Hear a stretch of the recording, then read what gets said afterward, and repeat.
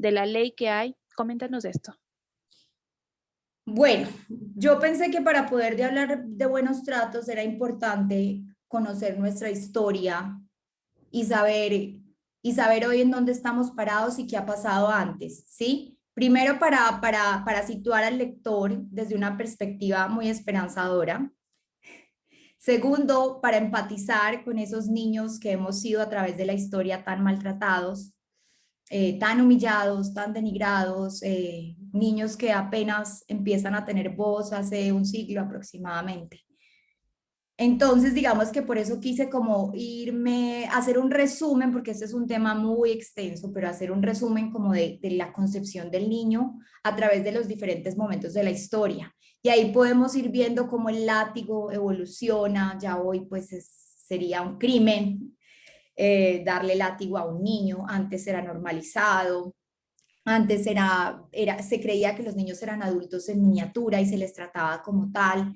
Hoy la evidencia científica nos habla de cerebros diferentes en proceso de maduración y desarrollo. Entonces me parecía que para poder empezar a hablar de disciplina respetuosa y consciente, primero había que llevar al lector por ahí para que se enterara.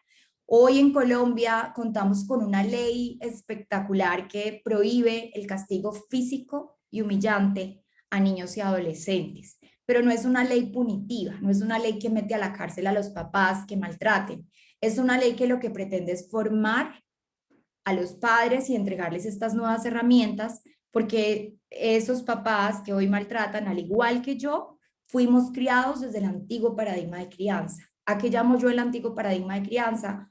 A la información que se tenía cuando nosotros éramos unos niños y a la que se tenía cuando nuestros papás fueron niños y bueno, y de ahí para atrás. Crianza autoritaria tradicional, por darle como un nombre, ¿cierto? Entonces esos papás, como fueron criados desde ahí, hoy para nosotros no está siendo fácil porque es desaprender lo aprendido. Entonces, pues es urgente que contemos con acompañamiento primero, como por ejemplo esta tribu que tú estás liderando y que aprovecho para felicitarte porque ojalá, ojalá en cada barrio hubiera una tribu, ojalá en cada colegio hubiera una tribu, ojalá en cada rinconcito del mundo hubieran tribus de familias conscientes. Y si eso fuera así, cambiaríamos el mundo, como dice Ivonne Laborda, en una sola generación, más pronto de lo que pensáramos. Esa no es la realidad. Lo importante es que hoy estamos nosotros acá poniendo nuestro granito de arena. Entonces sí, para no desviarme, porque son muchos temas, para dar respuesta a tu pregunta, eh, digamos que yo pienso que vamos de bien en mejor.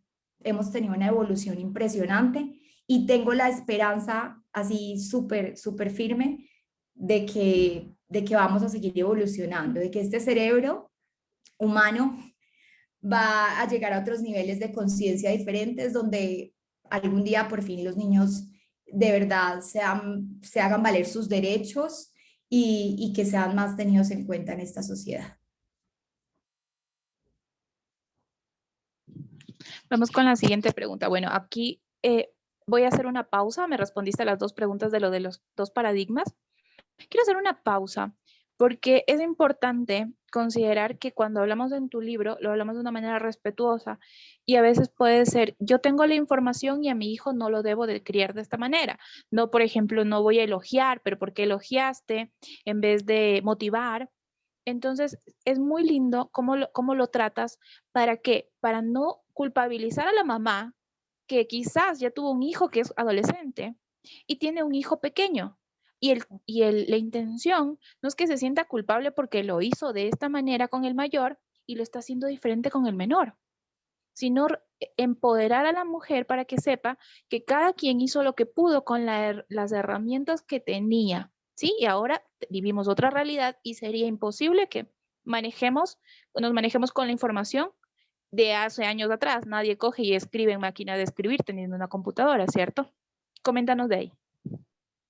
Claro, cuando nos paramos desde esta postura perfectamente imperfecta, desde la postura de aprendices, desde la postura de doy lo mejor que puedo desde lo que tengo, es una postura que libera mucho, porque es que la postura del antiguo paradigma de crianza que nos vendieron del adulto perfecto, del adulto que siempre tiene la razón, del adulto que es el que impone la autoridad, uy, esa es una postura que llena de culpa,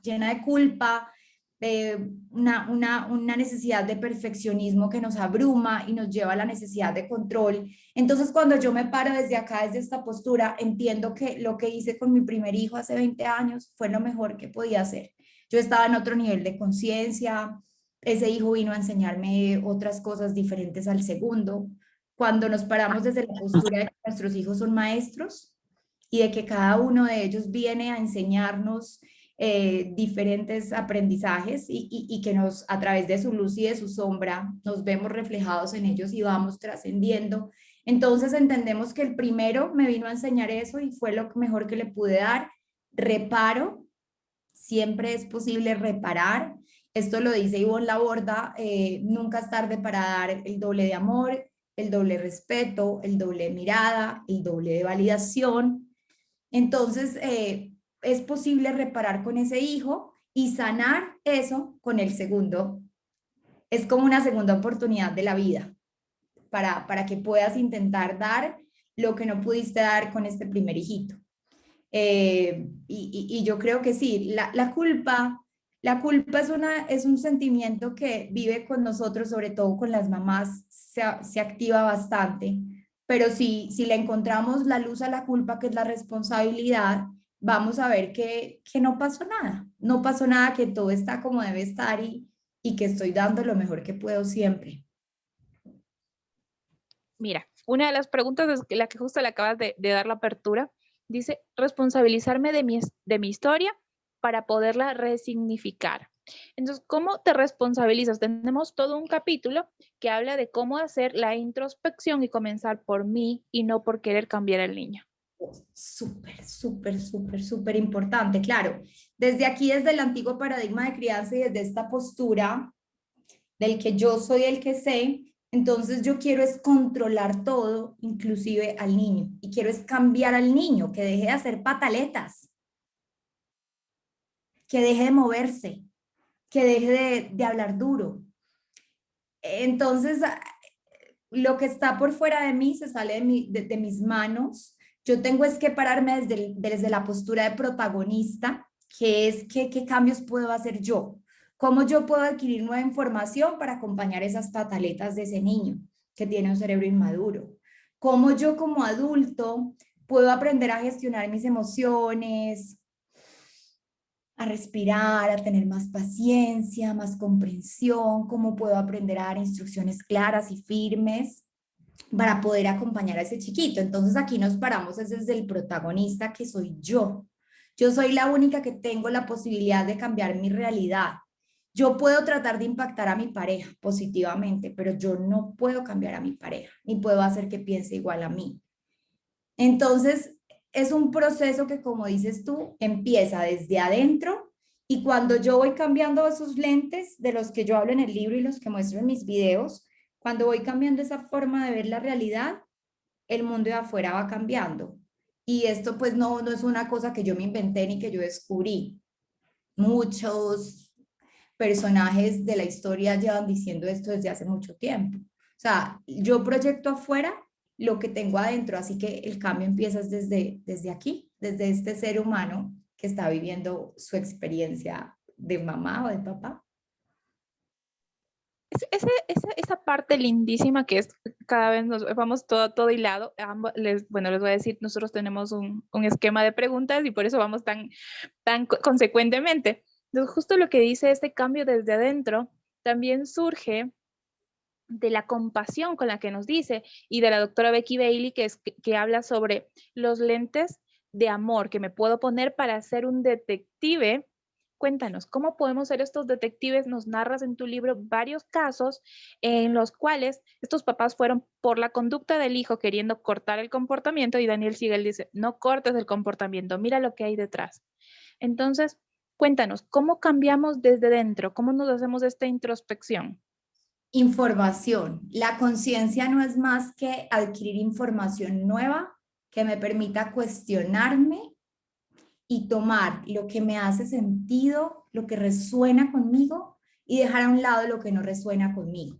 En ese orden de ideas, cada persona y cada mamá y cada ser humano, pues adquiriría esa información, digamos, desde sus propios esquemas, desde sus propias creencias, desde su propio mundo, y tomaría como, finalmente lo que le resuene, ¿cierto?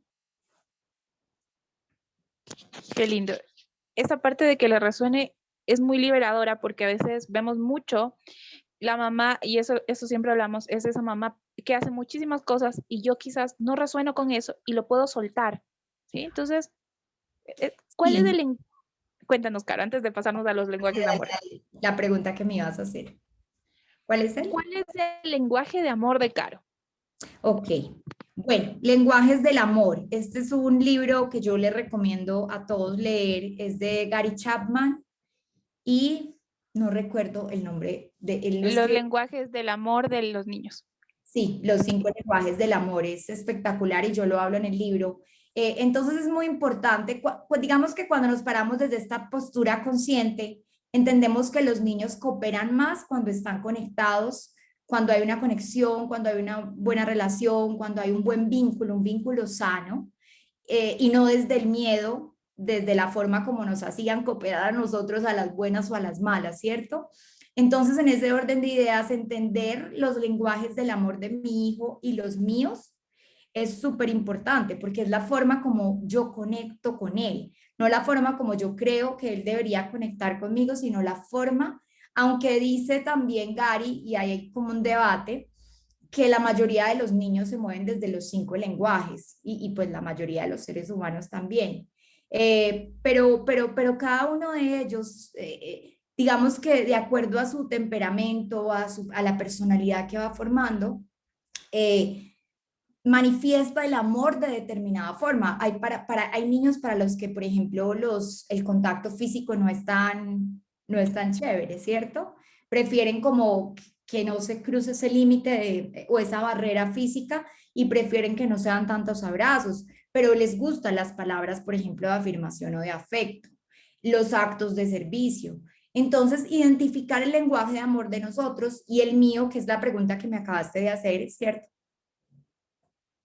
Yo soy súper tocona, o sea, para mí el contacto físico es súper importante y las palabras.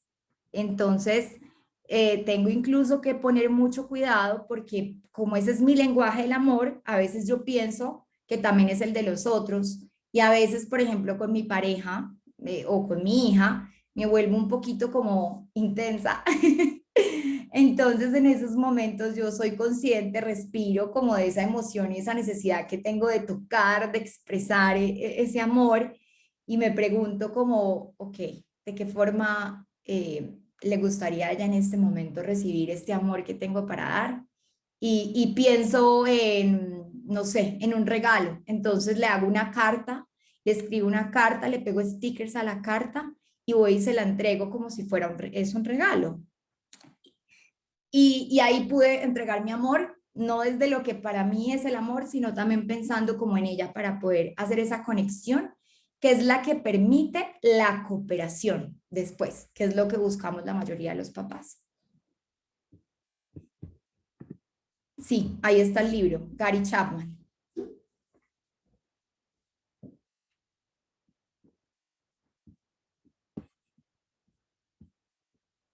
Lo tengo acá. Ajá.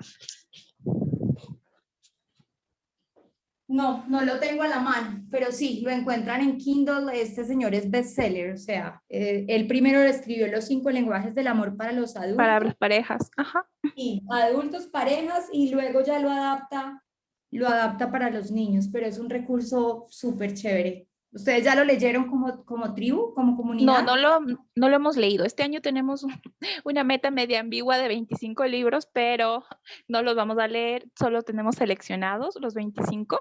Sí, Pero bueno, en el proceso hay un tiempo todavía. Entonces, sí. pero sí estamos en eso. Está dentro de nuestro radar y bueno, yo ya lo había leído antes, pero sí siempre estamos así como que muy conectados en esto. Yo leí el de adultos y el de niño todavía me falta por leer, pero alguien de aquí de la tribu también ya lo leyó. y es un encanto. Sí, Entonces, nos decías tus lenguajes del amor y los lenguajes de Maca. sí, Entonces, una parte de los lenguajes del amor me parece súper clara, como tú dices, es eso de que a veces queremos conectarnos y reclamamos. Es que mi hijo debe sentir, y eso yo decía el otro día era, creemos que saben que los amamos, pero a veces es como que les hablamos en un lenguaje totalmente diferente y estamos hasta molestos. Es que yo me sacrifico por ti, pero es que tu sacrificio realmente no es un lenguaje de amor para él, o sea, es algo que no precisamente le llene ni le conecte. claro. Claro, y además que lo llena de culpa, porque cuando yo le digo a mi hijo, Ujú. yo me sacrifico por ti, mi hijo empieza inconscientemente a cargar con esa culpa que no le corresponde. Es que yo soy la que tomo la decisión como adulta de sacrificarme y de postergar mis metas por acompañarlo en su crianza, por ejemplo. Yo crecí con esto. Mi mamá fue una mujer que siempre quiso estudiar, siempre quiso ir a la universidad, pero según ella no lo hizo por criarnos a nosotros, pero no lo decía, no lo expresaba. Entonces, ¿ves la carga?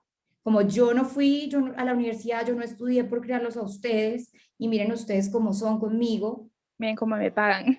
miren cómo me pagan, ok, mamá, ya desde mi yo adulta, ya yo puedo entender y decirle a esa niña interior que vive en mí, nunca fue tu culpa que tu mamá hubiera decidido no ir a la universidad por quedarse contigo.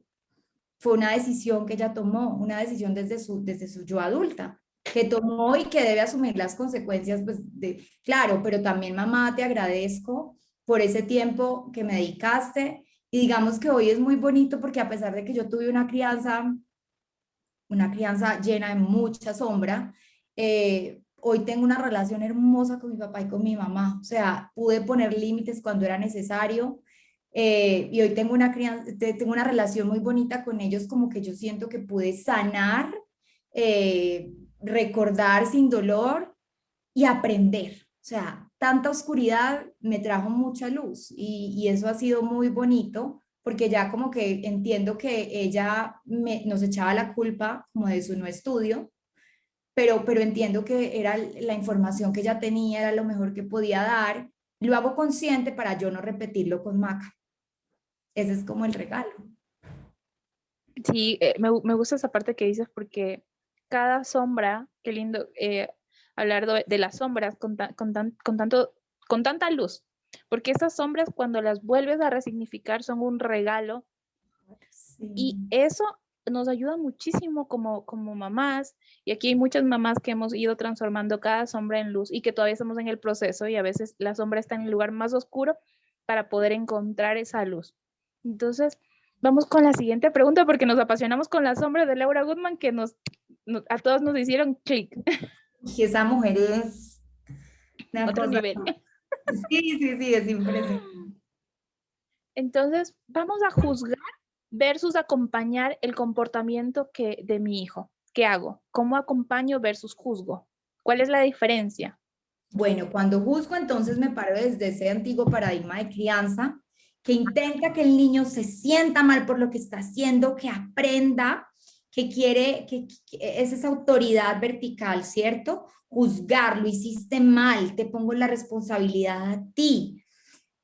Mientras que cuando acompañamos, estamos notando las oportunidades de mejora, porque nuestros niños todo el tiempo pues están en proceso de desarrollo y aprendizaje. Si tenemos nosotros oportunidades de mejora, ahora un niño que está apenas creciendo, ¿cómo identifico esas oportunidades de mejora? Pero entonces, ¿cómo lo acompaño a que lo logre? A ver, si a mi hijo le cuesta organizar sus juguetes o le cuesta mantener el orden, yo lo juzgaría diciéndole, es que eres un desorganizado, es que eres un desordenado.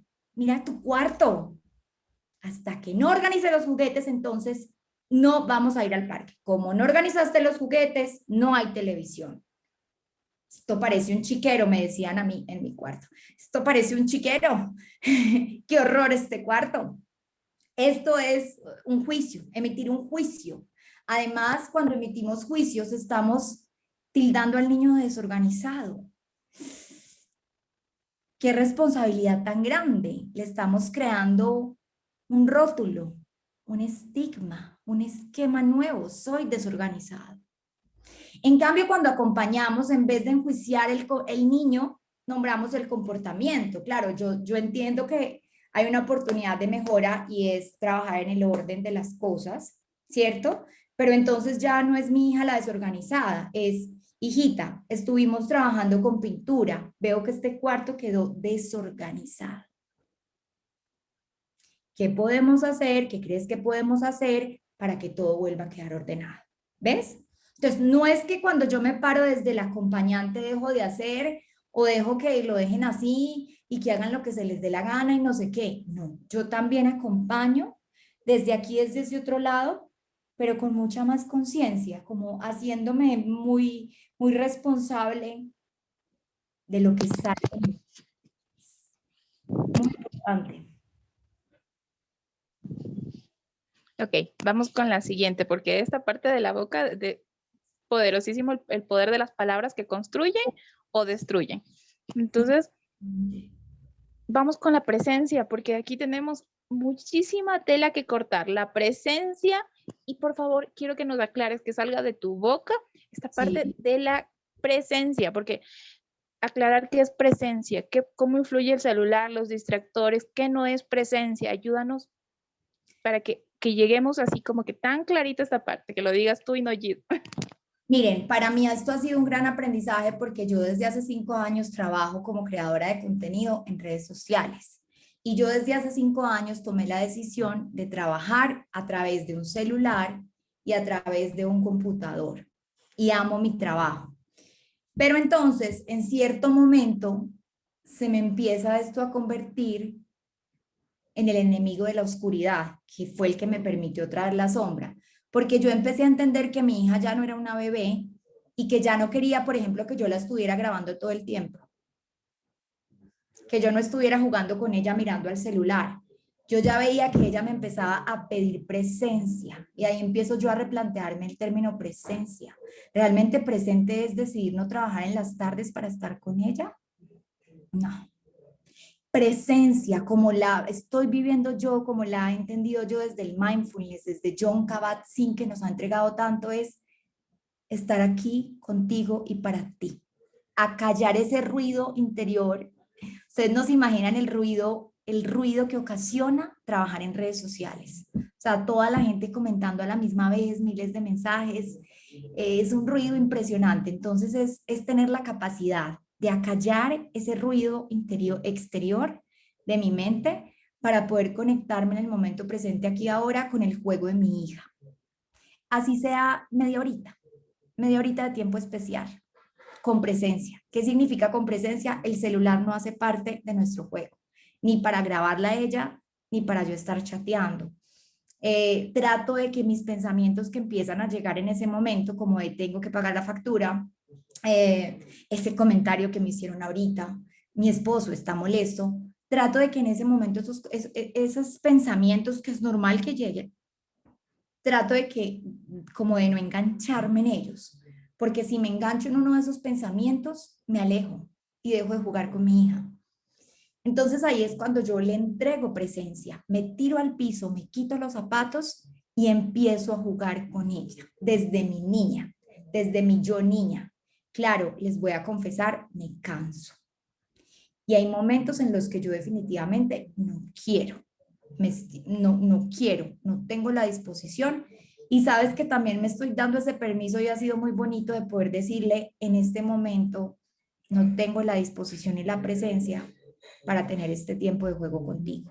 Déjame, yo descanso un momentico, necesito respirar, necesito estar un poquito adentro y ahorita jugamos. Entonces es como identificar, bueno, así vivo yo la presencia. Yo creo que cada una también la va encontrando de formas diferentes.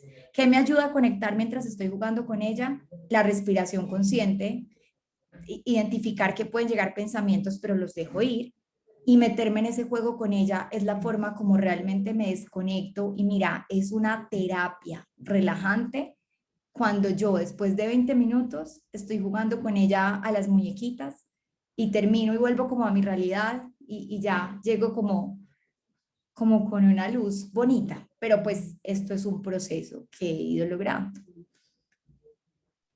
Ok. como dice Caro, y qué bueno que lo que nos dice Caro, se pone a jugar. Y eso de la presencia no tiene que ser como el truco de, y qué bueno que no especificaste cómo juegas, porque a veces en crianza, cuando vamos derribando muchos mitos o muchas cosas de nuestra crianza, nuestras sombras, queremos hacerlo igualito como la profe que nos enseñó, el tono igualito. Entonces, he aprendido que a mí me fue mi proceso, a mí me costó mucho, yo quería que sea igualito para que me quede perfecto, es más, podía, la que me dio el curso, a ver si me lo dice en este tono para grabarla. Entonces, es chévere que cada una, como dice, cada una pueda conectar desde libros, desde, no sé, desde adivinanzas, desde lo que sea rompecabezas, desde gimnasio, no, se me ocurre un montón de cosas, pero desde cada una. Entonces, y que no desmerezca si es que este tipo de actividad no puede hacer con su hijo, busque una para conectar. Por ejemplo, hay artistas que les fascina, qué sé yo, pintar, por ejemplo, y puede ser que yo no pinte, o por ejemplo, puede ser una mamá que le encante hacer manualidades, y yo no hago ni una manualidad porque mi sensorialidad no me gusta percibir la goma, por ejemplo. Imagínense lo frustrada que va a terminar. Como dice Carol, es importante que conectemos, pero que al final ese grado de satisfacción es lo que nos da la luz si conectamos o no realmente. Entonces vamos con la siguiente, el autocuidado materno real, Caro. Una cosa que tu libro me impactó fue esta parte que la puse aquí es realmente la que me impactó. O sea, de todo el libro es súper enriquecedor, pero esta parte real, porque las mamás tenemos como que, no sé, un montón de cosas de autocuidado y cómo decirlo de acuerdo a la edad del pequeño. Es que es clave, o sea, tú no le puedes hablar del mismo autocuidado a una mamá que acaba de parir y que toda su energía está puesta en que ese bebé sobreviva a una mamá con una niña de 4 años y medio, por ejemplo, como yo, ¿cierto? Entonces, cuando yo empecé a desarrollar el término autocuidado, lo conversé con Margarita Alviar, que ella es una amiga que tiene una cuenta que se llama Universo de Familias y es una, yo creo que ella es de las pioneras acá en Colombia de temas de crianza respetuosa.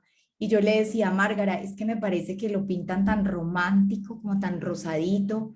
De hecho, yo misma cuando tuve a Macarena, yo me acordaba hablándole a mis pacientes de autocuidado y hablaba de unas cosas como de ir a la peluquería a hacerme las uñas, ve con tus amigas a tomarte un café, cómprate tu ropa favorita. Y yo decía, a mí en este momento lo que menos me provoca es eso, o sea, ¿cuál autocuidado? Yo quiero es estar con mi cría y quiero que mi esposo lave los platos. Eso es autocuidado, que me ayude. Yo quiero estar con mi bebé y quiero que me traigan la comida. Eso es autocuidado en este momento. Yo quiero estar con mi bebé y quiero que mientras que ella esté durmiendo, yo me pueda hacer una siestecita cortica. O sea, entonces es abordar el autocuidado como desde la vida real y además desde cada ser humano, porque lo que para mí es autocuidado puede que no sea para otra persona. Y finalmente pude construir después de esa conversación con Márgara como el autocuidado para una mamá con un bebé o unos papás con un bebé y el autocuidado para unos papás con niños ya con mayor autonomía, que es esa autonomía que ellos van adquiriendo y mayor capacidad de madurez cerebral, lo que nos va a nosotros dando tiempo para entonces irnos a arreglar luego las uñas. O si no me las arreglo, no importa, si para mí eso no es autocuidado, ¿cierto? Súper chévere. Y creo que es muy liberador porque aquí tenemos mamás que son mamás no solo de un hijo, sino de dos. Y entonces, Gis, o sea, cómo lo logras? No, o sea, como dice ella, no es que lo logras. O sea, ¿cómo vas a terapia? Yo también asisto terapia.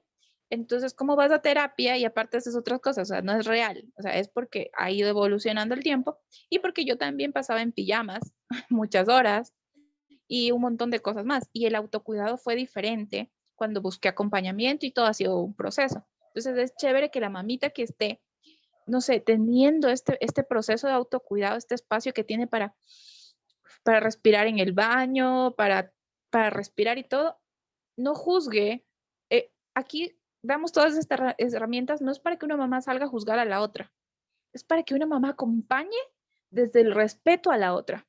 Y creo que esta tribu es esto. Entonces yo siempre les recuerdo, no porque yo sí me cuido o esa persona tiene un autocuidado mejor que el otro, hay como que esta competencia. Aquí no hay una competencia, sino un acompañamiento. Entonces, todas las herramientas que estamos dando aquí no es para que salgas a pelear con, porque me gusta lo que dice Laura Goodman cada vez que leo uno de sus libros en el diálogo materno, habla mucho, el discurso materno habla de esto.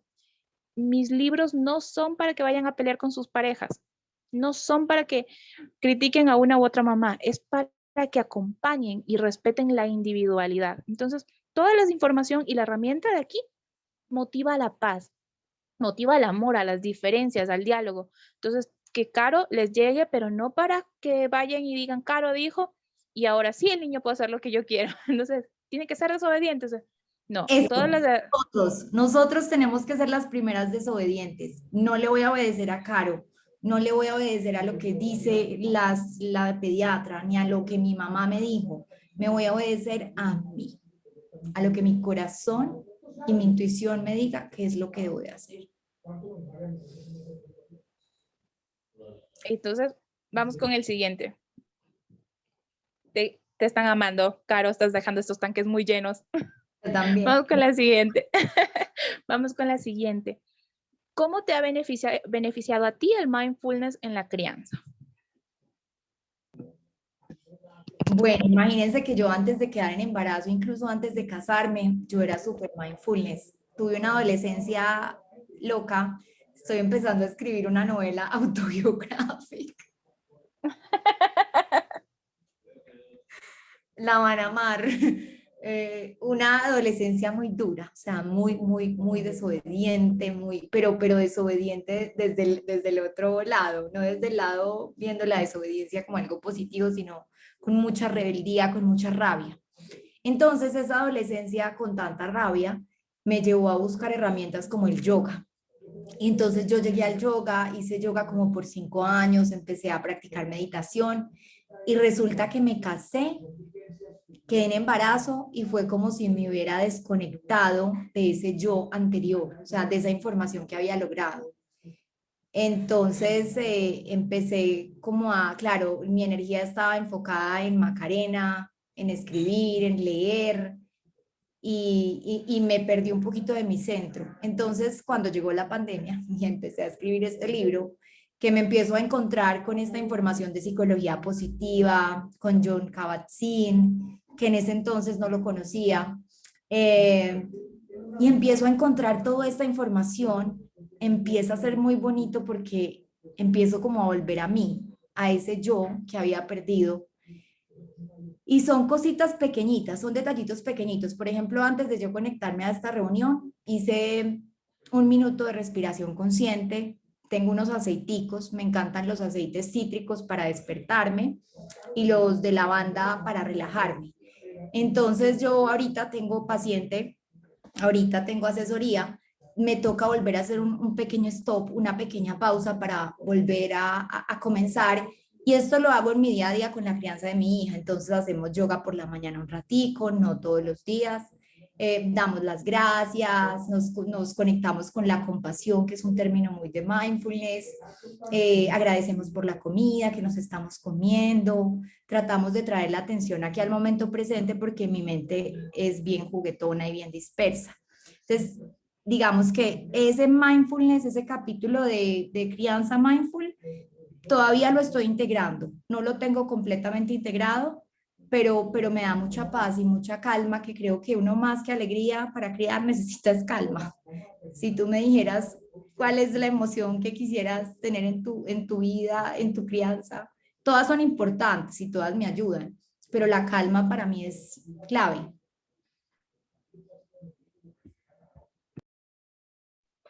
Aquí me quedé endulzada, perdóname, no me activé la... Vamos con la siguiente.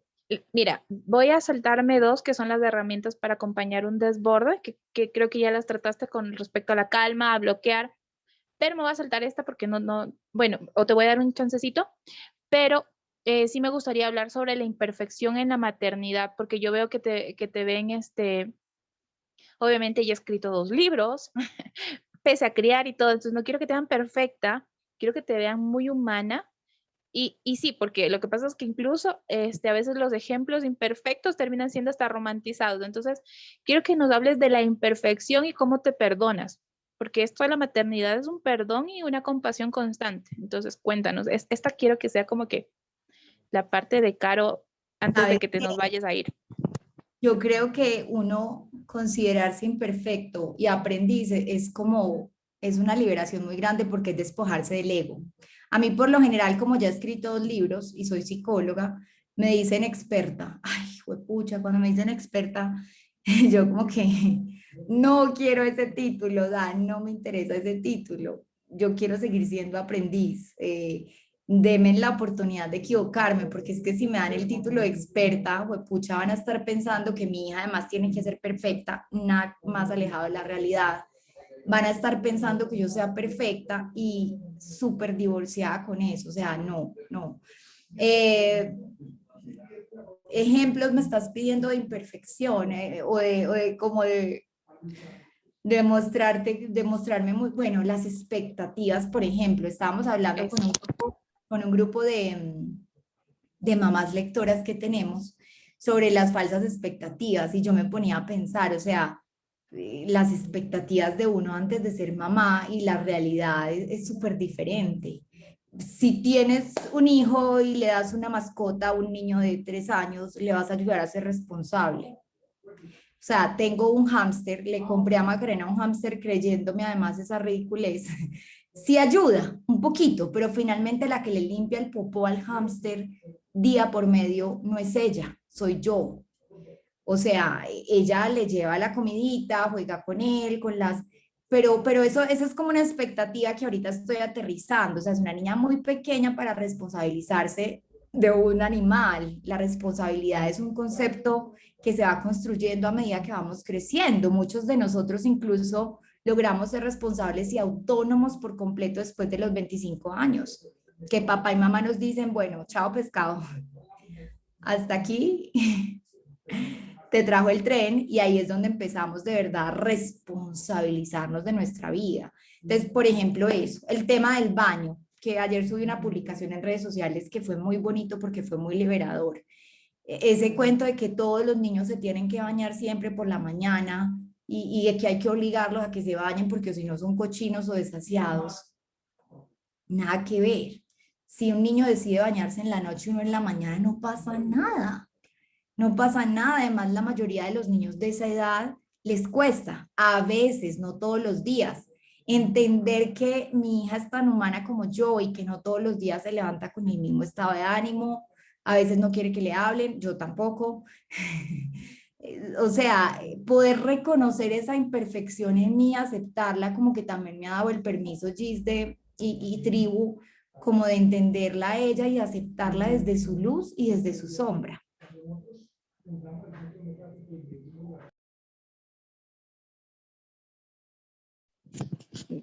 Bueno, mira, me faltan 3 minutos y aunque ustedes no lo crean, por lo general a todas las otras, los otros invitados especiales a veces me les paso, pero sé que Caro tiene asesoría y hay que ser respetuosos con eso, así que voy a parar las preguntas que tenemos.